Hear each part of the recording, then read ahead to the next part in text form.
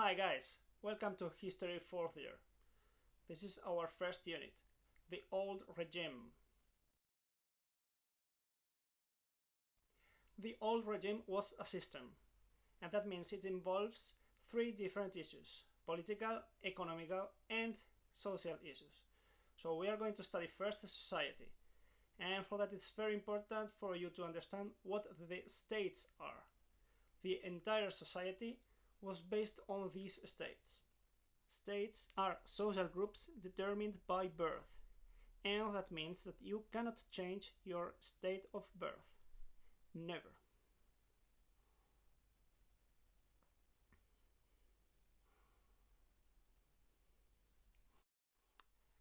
That means if you are born peasant, you will remain peasant or commoner forever. If you are born in a nobility family, you will be nobleman or noblewoman forever. It doesn't matter how much money do you have, if you are rich or poor, it doesn't matter. You are from the nobility and very poor, and you are still nobility. Or you are very rich, but from third estate, because you are a banker, for example, and you will remain being a third estate person. You cannot change the state.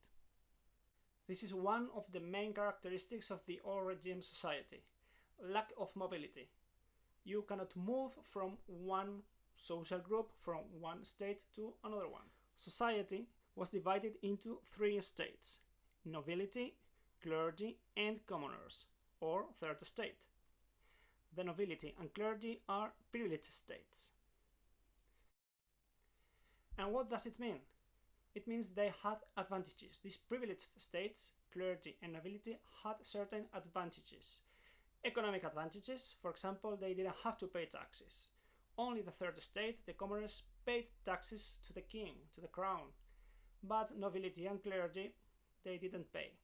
Or nobility had the right to carry weapons, something completely forbidden for the third estate.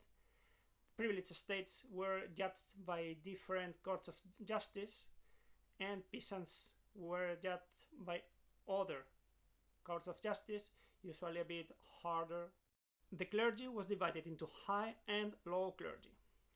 High clergy, here we find bishops, archbishops, priors of important monasteries. Usually they were members of the nobility, second sons who didn't inherit the familiar heritage. Low clergy was formed by priests and monks. Usually they were members of the low nobility too, but sometimes people from third estate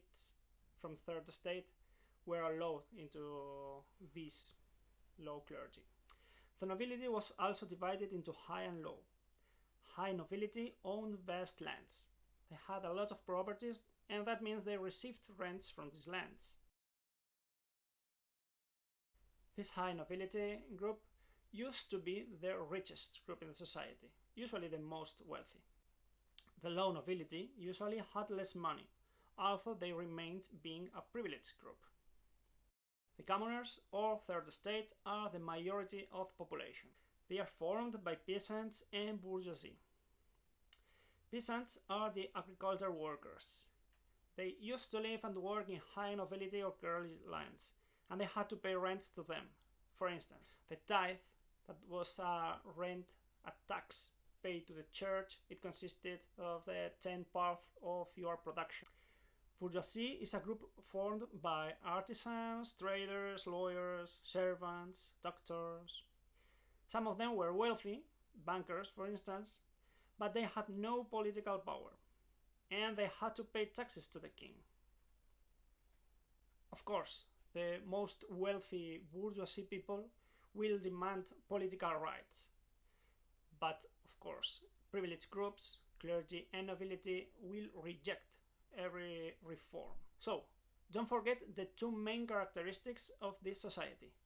First, lack of mobility. You cannot change, you cannot move from one state to another one. And second one, privileges. It's an unequal society. There are privileged groups and non-privileged groups. In regard to the economy, the main activities during the 18th century were crop agriculture and livestock farming. 90% of the economic activity.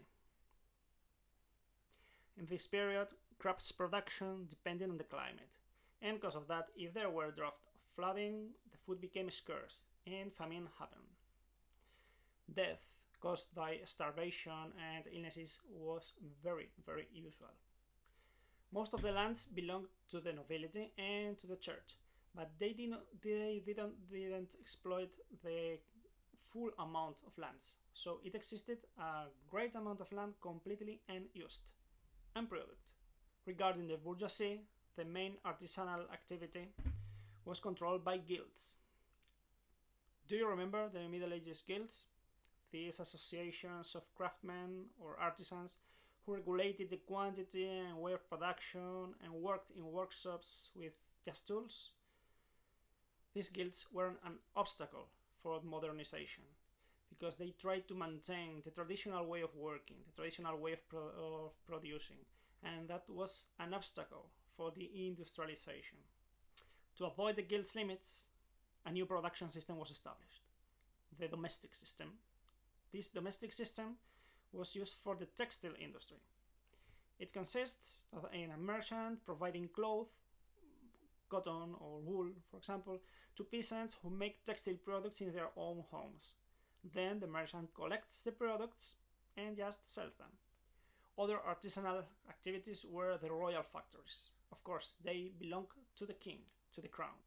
It consisted in big workshops to produce usually luxury goods, weapons, and sometimes strategic products. For instance, not far from Ocaña there was a royal factory aimed to produce gunpowder for the guns of the army. Of course, that's a strategic product. Trade was also very important. Most of the trade was local level, but the international trade became more and more relevant. Trade between Spain and America was limited to certain harbors, so if you wanted to send and receive products to and from America, you had to trade through these harbors. If you get permission, of course.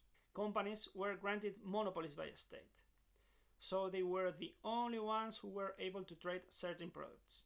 For example, the English East Indian Company was the only one who had the right to import tea from China and sell it in Britain or North America. Company owners and the crown shared the profit. The most profitable trade was the also called triangular trade.